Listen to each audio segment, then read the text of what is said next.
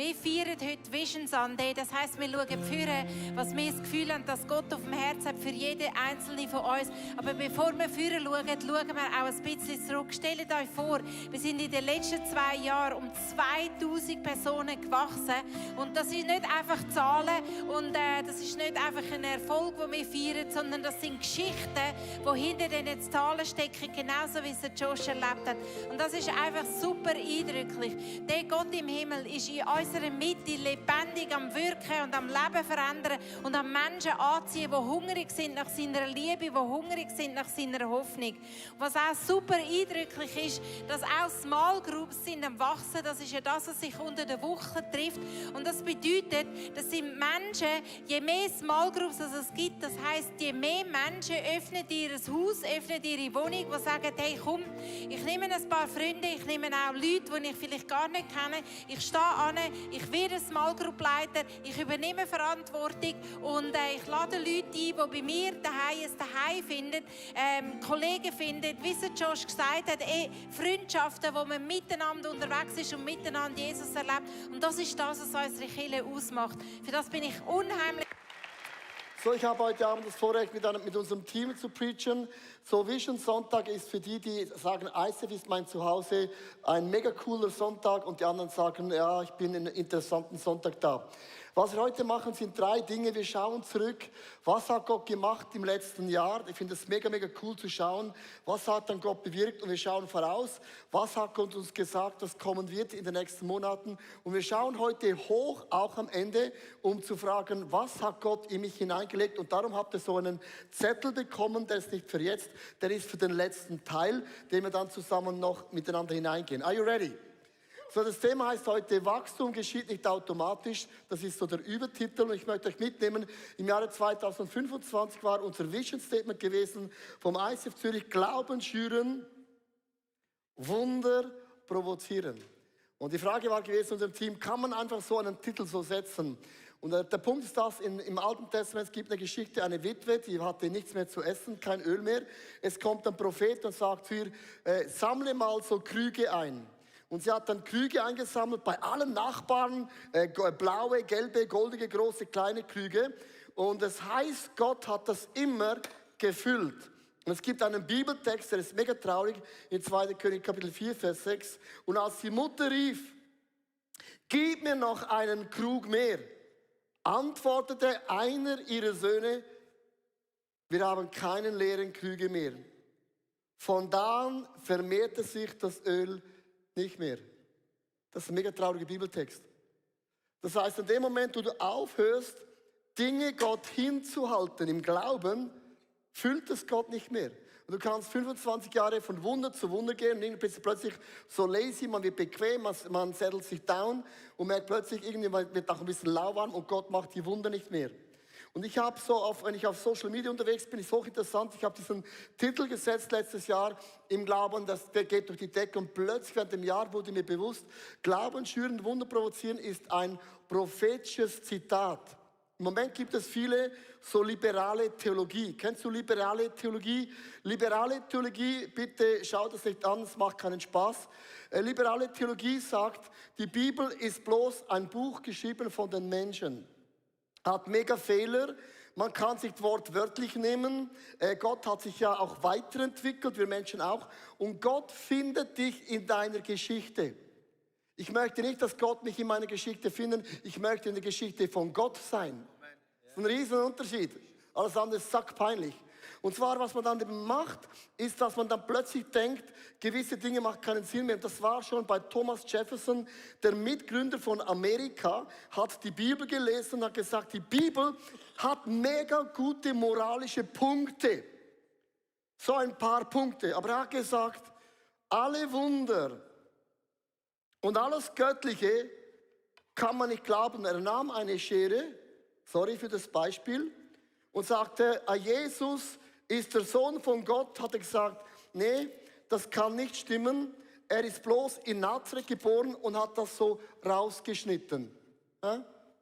Dann hat er gemerkt, die Jungfrauengeburt von Maria, das ist unmöglich, das geht nicht so, hat das rausgeschnitten. Und dann hat er gemerkt, Markus Evangelium ist alles von Wundern, dann machst du gerade die ganzen Seiten raus. Aber das Markus hat dann auch noch den Matthäus und den Kollegen den Johannes. Und dann hat er da rausgeschnitten. Und dann hat er gelesen, da Jesus hat 5000 Leute gespeist mit Brot und Fisch. Und hat gesagt, das kann gar nicht sein, weil es ist eigentlich nur ein symbolisches Beispiel, wenn du zu wenig Essen hast. Hauptsache, du hängst mit deinen Kollegen zusammen. Und dann hat er gelesen, dass Jesus ist von den Toten auferstanden. Und dann hat er gesagt, das kann gar nicht sein, das ist unmöglich. Hat das rausgeschnitten und hat gesagt, nee, das ist nur symbolisch für all die Leute, denen es richtig beschissen geht. Um zu sagen, hey, don't worry, es kommt schon noch gut. Und er hat rausgeschnitten, ich mache es, was er gemacht hat, genau, für die, die Bibel lesen, spielt es keine Rolle, was ich mache, rausgeschnitten. Und dann am Schluss hatte die Bibel von Thomas Jefferson 84 Seiten, ohne Wunder und ohne das, was Gott gemacht hat. Und so kommst du dann in die Bibel, mit anderen Worten, Urechli. So, wenn du an Cancel Culture glaubst, dann cancele nicht das Wort Gottes, cancele nicht die Wunder Gottes und cancele nicht das, was Gott noch immer tun will. Cancele dein Porno-Problem, cancele dein Eifersuchtsproblem, aber niemals, dass Gott Totes wieder lebendig macht. Never, never, never. Liebe Freunde, das ist ein Haus der Wunder. Hier in diesem Haus geschehen Wunder. Gott vergibt, Gott heilt, Gott versöhnt. Und ich bin dankbar, dass Gott noch immer zerbrochene Dinge wieder heilt. Weil Theologie heißt, mein Gott hat sich nicht verändert. Amen. Liberale Theologie ist total trostlos. Bleib wie du bist, vielen Dank. Ist schon mühsam. Ich brauche Veränderung von Jesus. Ich will nicht bleiben, ich bin. Ich möchte Jesus Christus ähnlicher werden. Das war das Thema vom letzten Jahr. Und ich habe gemerkt, das ist krass prophetisch. Wir halten Gott hin. Gott macht Wunder. Gott setzt frei. Kick die Bohnen raus. Bring die Engel. Wir halten Gott Gefäße hin, die Gott mit seinem Geist füllen wird. Amen. Lass uns Gott einen Applaus geben. He is and always will be. Come on, he can. He can do it. He can do it. Dieses Jahr ist das Jahresmotto New Heights. Und ich stelle es vor, wie machen wir ein Jahresvision? Ganz einfach. Es ist nicht geboren in einem kleinen Team. Wir haben 40 Leute. Wir gingen nach Allgäu, haben ein weißes Blatt Papier und sagen, Heiliger Geist, hier sind wir, ICF. ICF ist nicht unsere Church, du bist der Chef. Wenn du der Chef bist, hast du einen Takt anzugeben, nicht mein Wille geschehe, sondern dein Wille. Dann hören wir auf Gott, schreiben dann auf und plötzlich aus dem entstand dieser Satz auch vom Kongress New Heights. New Heights kommt diesem Bibelvers Matthäus 13, Vers 31, 32, wo es heißt, das Reich Gottes ist wie ein Senfkorn, das ein Mensch auf den Acker hier sät. Das ist das kleinste von allen Samenkörnern. Wenn es aber wächst, wird es größer als alle anderen Pflanzen. New Heights ist das, was Gott uns aufs Herz gelegt hat. Was heißt denn das, ein Samen zu sein? Also kann man da auswählen, was man will? Und welchen Boden braucht es? Und was für Bewässerungssystem braucht es, damit das ganz konkret wachsen kann? Pastor Susanna, was für ein Samengut sind wir? Lass uns Applaus geben. Susanna, bist immer so motiviert und on fire. Ja. Das, was uns als ICF-Kirche ausmacht, also die DNA, sozusagen das Samenkorn, das wir in uns tragen, ist, wir sind eine Kirchengründungsbewegung. Also auf Englisch heißt das Church Planting Movement. Wir sind eine Kirchengründungsbewegung und das nicht einfach, weil wir uns das vor 30 Jahren mal so ausgedacht haben und gedacht, ach, das ist ja noch cool, wir gründen einfach Kirchen da und dort und überall, sondern das ist eigentlich aus einer, um das jetzt nicht abzuwerten, prophetischen Übung heraus entstanden, wo uns jemand von außen angeleitet hat. Die haben uns unseren geistlichen Wachstum seit dem Beginnen von ICF geprägt und begleitet und unterstützt. Und sie haben mit uns eine geistliche Übung gemacht, also auf Gott hören.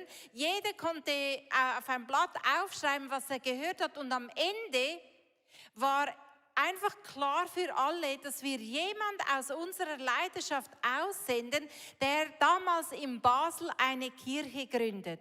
Und mit der Zeit haben wir gemerkt, dass Gott da etwas in uns als ICF hineingelegt hat, was wir nicht wegdenken können, was wir nicht einfach übersehen können, sondern das ist die Art und Weise, wie er uns als ICF-Kirche gemacht hat.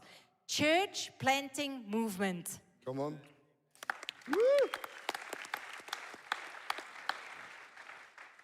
Es ist für uns sehr wichtig, dass wir verstehen, woher wir kommen.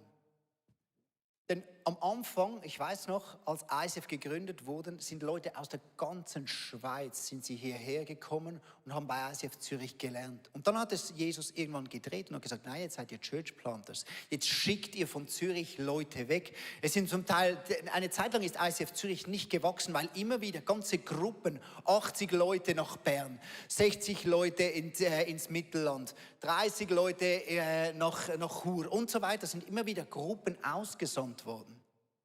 Es hat sich gedreht. Und das Gleiche erleben wir mit Sunday Night im Moment auch.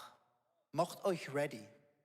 ICF Sunday Night ist in den letzten Jahren krass gewachsen. Es kommen Leute, wir haben es vorher gesehen, von der ganzen Schweiz. Es sind Leute immer wieder da, die kommen von Bern oder noch weiter, von Thun, kommen hierher. Es sind Leute, die kommen aus Süddeutschland, es sind Leute, die kommen aus Österreich, sogar zu uns in die Celebrations, überall wieder. Und jetzt sind wir an einem Punkt. Gott hat uns gesagt, hey, macht Jesus first. Preacht auf Hochdeutsch. Warum? Es ist die Zeit gekommen. Die Ernte ist reif. Es kommt eine Generation in Europa, wächst heran. Die wollen wieder in die Kirchen gehen, überall. Nicht nur in Zürich. Und die sind zu weit weg. Wir müssen wieder eine Strategie entwickeln, müssen Leute wieder aussenden, Kirchen wieder stärken, überall in Europa, im deutschsprachigen Raum fahren. Dann machen wir Jesus First. Die Leute kommen hierher und zurzeit sind sie dran. In Hamburg starten sie ICF Sunday Night mit unserem Vorbild. Wien hat gestartet, ICF Vorarlberg startet bald wieder. Schaffhausen, da waren wir mit dabei. Jetzt, die starten dieses Jahr auch wieder, vielleicht mit einem Sunday Night. Dann kommt Bruck, dann haben wir Mittelland, das wieder ist. Bern hat ICF Sunday Night und überall wieder, Villingen, Schwenningen, Süddeutschland, überall starten wieder so Sunday Nights. Das ist etwas, was Gott wiederholt an der Geschichte. Jetzt hat er hier etwas gemacht und jetzt geht's wieder raus. Und jetzt wird so etwas wieder sein. Und vielleicht sitzt du da und hörst das heute und du merkst, ja, das stimmt, das ist etwas für dich auch, wo du merkst, hey, Gott wird vielleicht dich auch aussenden, in einen Ort, irgendwo hin, wo du merkst, hey, Kirche zu bauen, da an diesem Ort, für die Leute wirklich da, das ist eine Passion, etwas, was Gott in dich hineinlegt. Come on, vielen Dank. Lass Applaus für Joel. Gewaltig. Noch ein kleines Detail, ich habe es vergessen. Joel wurde Vater vor 4 Wochen. Ja.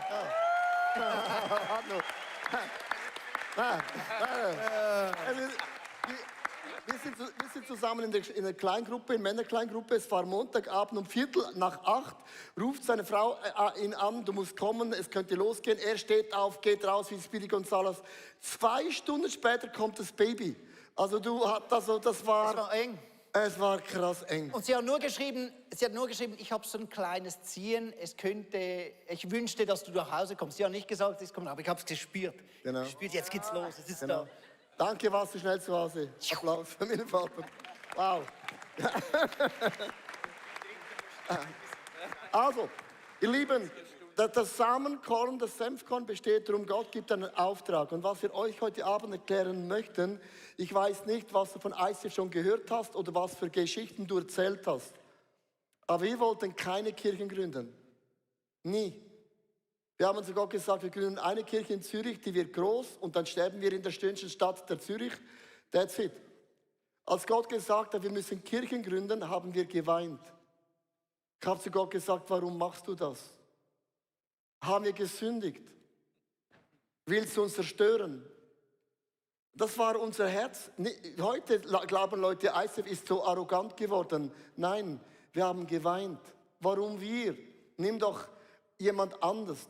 Du kannst die Bestimmung von dem Samenkorn nicht aussuchen. Nicht mein Wille geschehe, sondern dein Wille geschehe. Nicht mein Reich wird gebaut, sein wird gebaut. Ich musste meine Pläne, meine Träume, meine Leidenschaften, alles begraben, niederlegen für das, was Gott gesagt hat, was wir nicht wollten.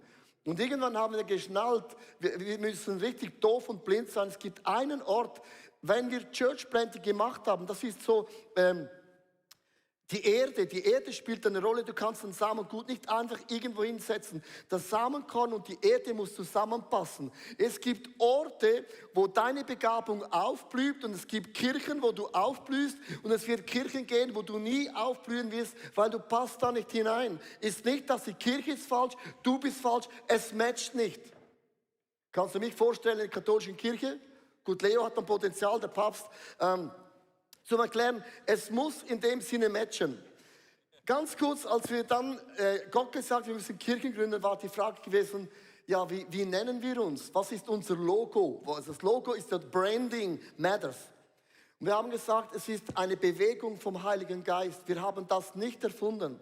Und im Logo siehst du einen Schweif, ist kein Golfschläger, kein Notenschlüssel, sondern es ist die Bewegung vom Heiligen Geist. Wo der Geist Gottes hingeht, da gehen wir als ICF auch hin, weil unser Motto ist nicht ein Gebäude, kein Branding, sondern der Holy Spirit. Wir sind eine Bewegung Gottes. Wenn Gott eine Türe aufmacht, gehen wir durch, bumm, und Gott macht Wunder. Dann haben wir uns überlegt, okay, wenn wir Gemeinden gründen in der Schweiz, ist das einfach, das sind ja alle gleich. Aber was ist in Südamerika? Kennt ihr Südamerikaner? Die sind mega liebe Leute, die sind sehr kreativ in der Zeit. 2 Stunden später ist es immer noch on time. Dann haben wir die Schweizer, da macht jeder, wann er will. Dann haben wir Deutschland, alles ist genormt, sogar die Banane muss gewisse Krümmung haben. Und überlegt, wie können wir Deutschland, EU, der Schweiz, der macht, was er will, bis nach Südamerika, bis nach Kambodscha, wie kann man eine Bewegung machen, wo alles funktioniert? Wir haben einen One-Pager entwickelt und der ist basiert immer auf biblischen Geschichten. Wie leiten wir? Wie befähigen wir? Wie treffen wir uns? Alle diese Dinge, das anschaust, sind alles Bibeltexte. Und jetzt ein kleiner Punkt. Wir leiten mit Werten. Wir leiten nicht mit Strukturen. Wir leiten mit Werten. Um das ganz kurz zu erklären, zum Beispiel Big, Small, Input, Output. Die Jünger trafen sich im Tempel, groß ist heute Abend, klein zu Hause in den Small Groups. Sie hatten einen Input vom Pastor, aber auch einen Output. Das bedeutet für Kambodscha etwas komplett anderes. In Kambodscha zum Beispiel können wir sie nicht Small Group machen am Mittwochabend. Weil am Mittwochabend, die wohnen irgendwo im Village draußen, haben kein Auto, kein Fahrrad, nichts. Die machen am Sonntag große Celebration und nach der Celebration machen sie alle Small Groups im Gebäude. Das heißt, Kambodscha macht es anders als Rio de Janeiro oder Deutschland oder auch die Schweiz. Und das ist für dich wichtig zu wissen, wir leiten nicht mit einer Struktur, wir leiten mit Werten und das hat immer bei uns in dem Sinne auch funktioniert. So, Joel, erklär uns, wenn ich jetzt sage, mit Werten, welcher Wert haben wir dann ICF Zürich in Bezug auf Mitarbeitschaft? Ja. Wenn du guten Boden gefunden hast, eine Church, wo du merkst, da musst du rein, dann kannst du dich einpflanzen da. Und ich habe das vor 23 Jahren, habe ich mich entschieden, ich möchte hier in die Kirche kommen. Aber ich möchte kein Besucher sein.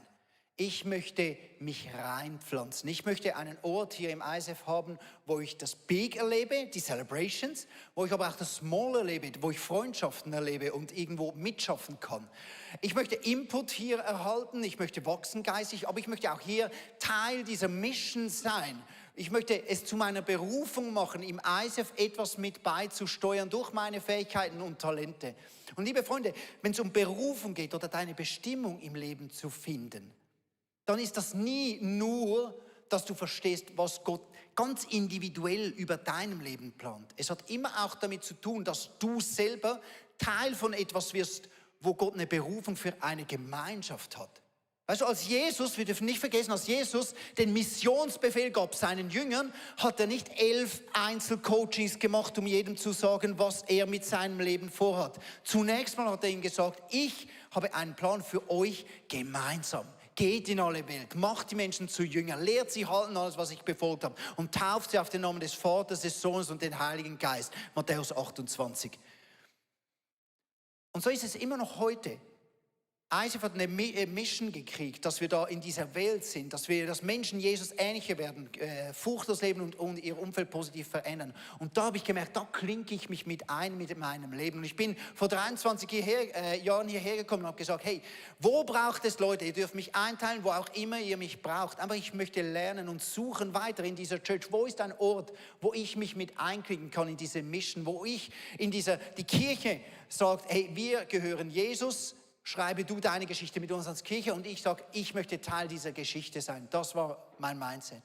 Und weißt du, im ICF mitzuarbeiten ist ganz einfach und individuell möglich. Es gibt Leute, die sind im Sunday Night, sitzen sie rein, aber am Morgen sind sie bei den Kids oder beim Teens am Mitarbeiten. Andere sagen, ich kann nur einmal im Monat, da bin ich dabei. Dann kommst du um 5:45, bist du hier, bist beim Huddle dabei, kommst in ein Team, wirst instruiert und dann bist du beim Ushern, bist beim Welcome oder wirst in die Technik mit eingeführt, wie das geht alles. Du kannst das einmal im Monat, du kannst es alle 2 Wochen machen. Es gibt solche Freaks, die machen es jede Woche, möchten sie mitarbeiten. Was auch immer, es ist ganz unterschiedlich möglich, weil wir möchten, es ist ein Dienst von uns als Kirche, dass du einen Ort findest, wo du auch mitarbeiten kannst mit den Möglichkeiten und den Fähigkeiten, die du hast, einen Ort finden kannst, wo du Teil davon bist, Frucht bringen kannst für das Reich Gottes.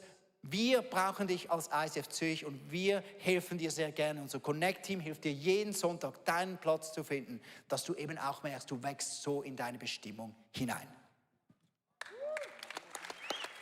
Danke, Joel.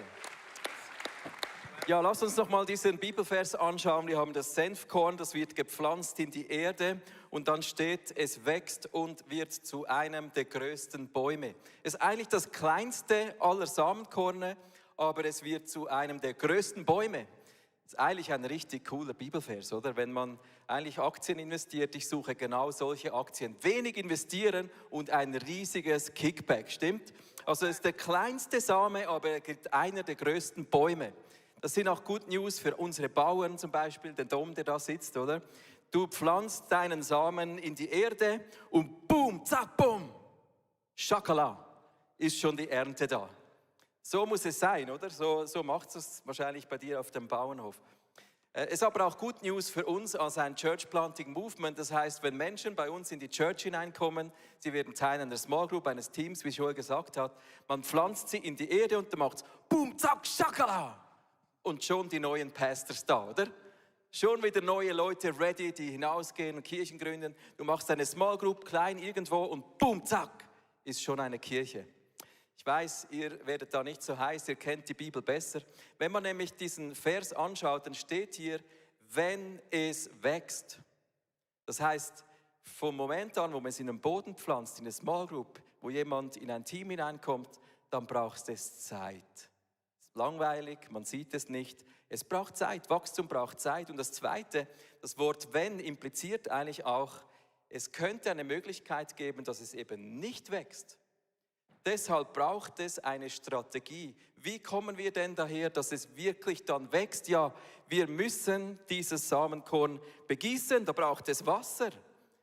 Dieses Pflänzlein, das braucht Licht. Man muss diesen Topf so stoßen, dass es am Licht ist. Es braucht Nahrung, es braucht vielleicht auch Schutz, ein Pflanzenschutzmittel, was auch immer. Manchmal muss es umgetopft werden, dass es mehr Platz kriegt. Das ist die Strategie, die zum Schluss dann eigentlich zur Frucht führt. Das ist Wachstum. Es braucht Zeit, Pflege und Hege. Ist mühsam. Wir haben das als Church genau immer wieder gemacht. Was heißt denn, wenn Menschen in die Church kommen, die Gott uns anvertraut? Wie können wir helfen, dass Leute wachsen in ihr gottgegebenes Potenzial, dass sie ihre Bestimmung erreichen? Das heißt, wir haben eine Pipeline entwickelt, schon seit Jahren, und die gehen wir immer wieder drüber. Da motivieren wir uns, hey, lass uns das nochmal besser machen, weil es ist die Frucht, die zum Schluss zeigt, ob wir einen guten Job machen bei der Strategie. Wir müssen uns anstrengen. Du siehst die Pipeline eingeblendet, wenn Leute neu in die Church kommen. Wir haben die 3 Glaubenskurse neu überarbeitet. Entdecke Gott, erlebe Gott, folge Gott. Dort lernst du deine Bestimmung kennen. Durch diese 3 Glaubenskurse lernst du kennen, wer du bist in Jesus. Und dann haben wir Leadership-Kurse, zuerst ICF Leadership Training. Wenn du lernen möchtest, Menschen zu leiten, komm ins Leadership Training. Ich persönlich habe mich am meisten entwickelt in meinem Leben, als ich anfing, anderen zu dienen, für andere Leute mein Herz, mein Leben, meine Wohnung zu öffnen. Dann wirst du geschliffen. Ich kann dir sagen, das ist die beste Lebensschule, Menschen anzuleiten. Dann haben wir Leadership Track und bis hin zu Pastor Key Leader Training. Wir haben gemerkt, ja, wenn wir Pastors suchen, die fallen uns nicht vom Himmel. Wir brauchen eine Strategie, dass wir Leute ausbilden. Und ich glaube, heute Abend hier drin sitzen Leute, du spürst, wenn wir hier reden, dass eine Leidenschaft in dir für Church. Und ich kann dir versichern, wir als Team, wir sind leidenschaftlich, dir zur Verfügung zu stehen, eine Pipeline so zu bauen, dass wir wässern können, dass wir dich als Person, aber auch unsere Gefäße, unsere Kirche mit Nahrung und allem versorgen können, mit dieser Pipeline, dass eine Pflanze wächst, ob das eine Kirche ist, ob das ein Business ist, was auch immer, wir sind leidenschaftlich. Und ich glaube auch, es hat Leute hier drin, die möchten Pastors werden. Melde dich, komm auf uns zu, sag deinem Leader, hey, ich habe einen Traum in mir, wir sind hier für dich, um dich zu fördern. Wir haben unsere Häuser geöffnet als Leaders, wir haben neue Tracks entwickelt, Pastor Key Leaders Track, um genau diese Generation zu befähigen, Churches zu pflanzen und zu Leaders und starken Säulen im Reich Gottes zu werden. Also melde dich, komm auf uns zu beim Connect oder wo auch immer. Eine Story noch, wir haben bei Corona-Zeit eine neue Art von Kirche gestartet, die Micro-Churches. Leute haben sich gemeldet aus Deutschland, überall und gesagt, wir sind Teil von ICF, aber zu weit weg. Und aus diesen Microchurches sind oftmals große Gefäße entstanden. Du siehst es eingeblendet mit einer kleinen Video-Animation. 4 dieser Microchurches sind nicht mehr Micro. Die sind gewachsen in dieser Zeit. Zum Beispiel hier die erste Schwäbisch Hall, die waren seit Anfang dabei, die haben sich entwickelt. Diese Pflanze ist gewachsen, die braucht einen größeren Topf. Und die sind jetzt in diesem Jahr auf dem Sprung, wie auch Eidlingen, diese Microchurch, dass wir sie zu einer Location weiterentwickeln. Die brauchen mehr Raum. Oder zum Beispiel dann auch Westallgäu, dort sind plötzlich mehrere Gruppen entstanden. Und in diesen Gruppen hat man gemerkt, ja, das hat das Potenzial für eine Kirche. Genau gleich wie auch in Mülsen, in der Region von Zwickau, da hat es plötzlich viele Leute, die ICF sein wollen in dieser Microchurch und wir befähigen sie, wir helfen ihnen. Wir wollen in diesem Jahr in diesen 4 Orten sehen, dass wir ICFs gründen. Und du siehst, wenn wir als Church uns entscheiden, mit Strategie vorzugehen, zu wässern, zu hätscheln, zu plätscheln, so wie wir als Schweizer sagen, dann kommt hervor, was Gott als DNA hineingepflanzt hat. Es entstehen neue ICFs und dafür sind wir wirklich leidenschaftlich.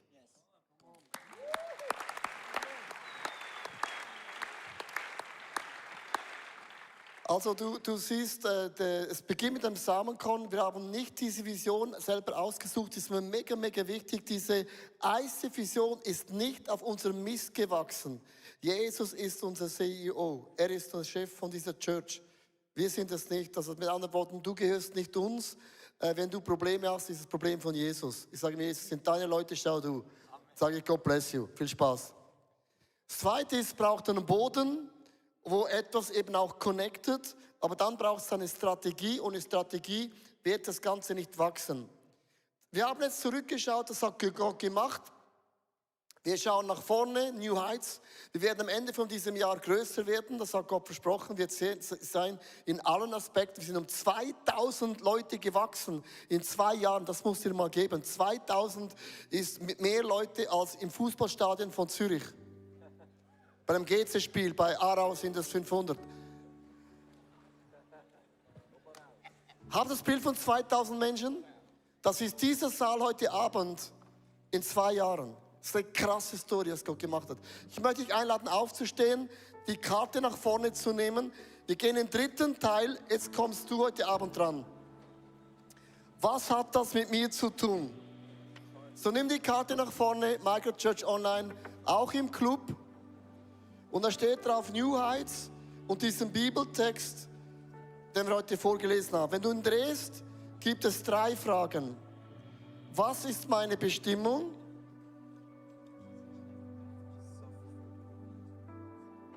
Wo, in welchem Bereich möchte Gott mich pflanzen? Und wie ist die Strategie?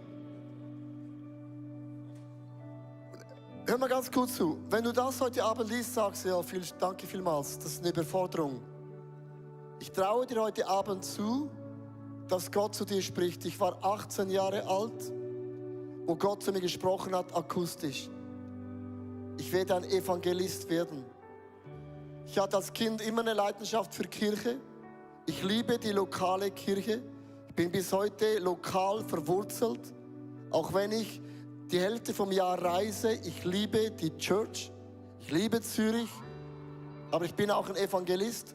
Und ich glaube, es gibt einen Moment, wo Gott zu dir spricht. Er sprach zu Abraham, zu Moses, zu Deborah, zu Ruth, zu Boas, zu Maria, zu Martha. Und ich glaube, dass Gott dir eine Offenbarung geben wird, wo du weißt, ich bin geboren, vielleicht eine Firma zu starten. Ich bin geboren, in die Mission zu gehen. Ich bin geboren, in die Politik zu gehen. Ich bin geboren für den Sport. Ich bin geboren, um eine Church zu gründen. Was auch immer das ist der Moment, den ich heute Abend den Heiligen Geist bitten möchte. Schenk mir eine Offenbarung, wie siehst du mich? Vater im Himmel, du hast mich geformt im Leibe meiner Mutter.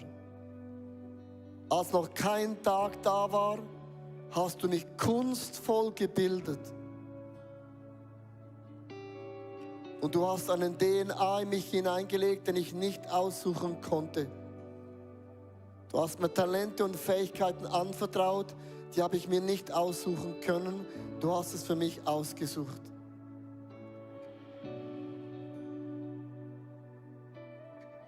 Schöpfergott, Abba Vater, ich halte mein Leben dir hin. Nicht mein Wille geschehe, sondern dein Wille geschehe. Nicht mein Reich komme, dein Reich komme.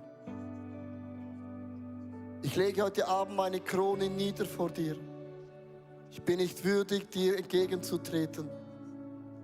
Aber du hast ein Wort gesprochen, hast gesagt, alle deine Sünden und all deine Fehler sind vergeben. Du hast meine Sünden in das tiefste Meer geworfen. Du hast das ausgelöschte Schuldbrief, der gegen mich schwer mich belastete, hast du zerrissen. Du hast die Kraft der Hölle zerbrochen. Du hast die Dämonen zurückgestreicht im Namen von deinem Jesus. Sprich zu mir. Ich bin dein Diener und deine Dienerin.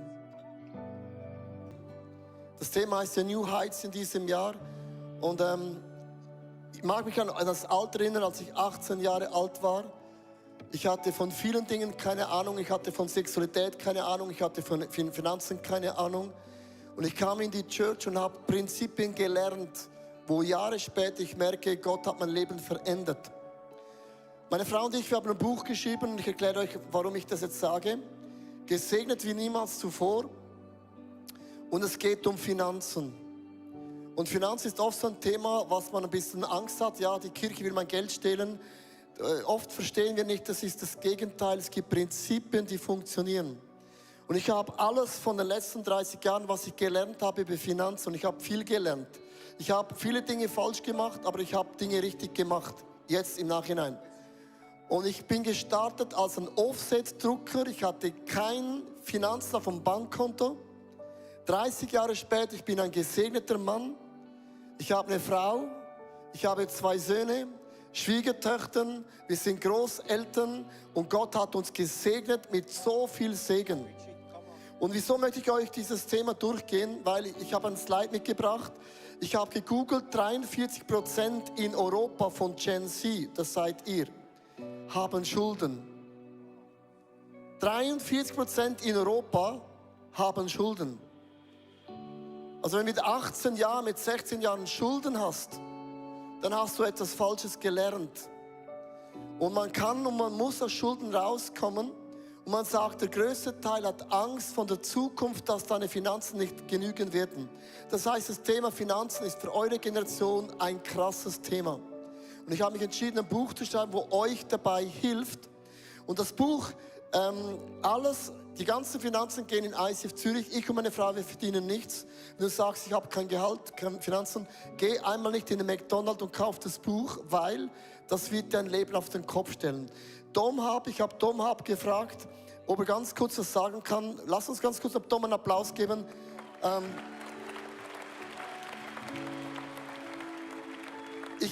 Ich hab zu Dom gesagt, Dom, du bist ein gesegneter Mann. Ich habe Dom kennengelernt als ein Single, war nicht verheiratet. Heute ist er verheiratet, hat eine Familie, hat die besten Kühe, hat hohe Höfe. Und er hat Prinzipien gelernt über die letzten Jahre, weil wenn du treu bist über Jahre, schaust, wir können jetzt zurückschauen und sagen, da haben wir gestartet in eurem Alter. Aber schau, wo wir heute sind. Und das sagen wir nicht arrogant, sondern wir möchten euch helfen, dass ihr in 10 Jahren sagen könnt, hey Tom, Leo, geile Sache. Danke vielmals. Tom, share the word. Ganz kurz, hey, es ist meine Ehre. Ich möchte euch so wirklich ermutigen, diese 21 Tage, wo wir da ins Fasten reingehen, dieses Buch zu kaufen. Ihr müsst verstehen, ich war auch mal 18. Ich hatte kein Geld. Ich habe begonnen in Landwirtschaft und etwas hat in mir gebrannt. Ich wollte einen der besten Höfe haben in der Schweiz. Nicht um zu sagen, dass Tom gut ist, weil ich wollte sagen, wenn die Menschen über diesen Hof reden, reden sie darüber, wie gut Gott ist. Und ich kann euch eins sagen, um in eurem Alter die richtigen Entscheidungen zu treffen in Finanzen, hat dieses Buch, wo wir nichts rausschneiden, wo alles drin ist, Prinzipien, die sind sattelfest. Auf die kannst du dein Leben bauen. Und ich bin so begeistert, dass wir in diese Zeit hineingehen, weil es ist wichtig, dass wir die Prinzipien der Schrift anwenden.